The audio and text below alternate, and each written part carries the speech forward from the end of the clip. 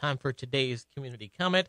Here is your host, Kevin Haugen. Well, thank you very much, and good afternoon, and welcome into Community Comment. We got several guests today on our program and to talk about an upcoming event, the Horicon Marsh Archaeological Festival.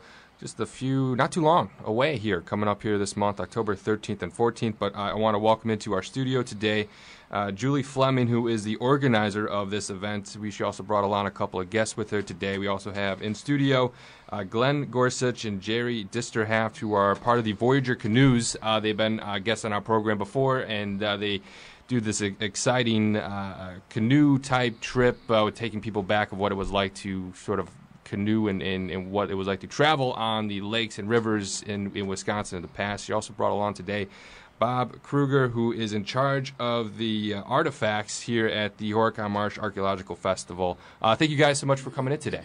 Thank you for having us.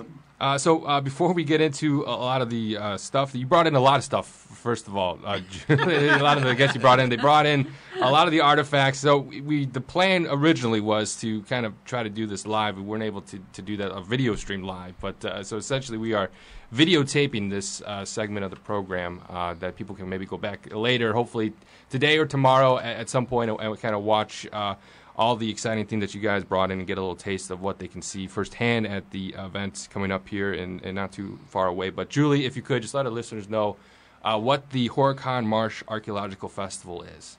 Okay, the Horicon Marsh Archaeological Festival is actually sponsored by the Rock River Archaeological Society, and that is the society that meets over at the Horicon Marsh.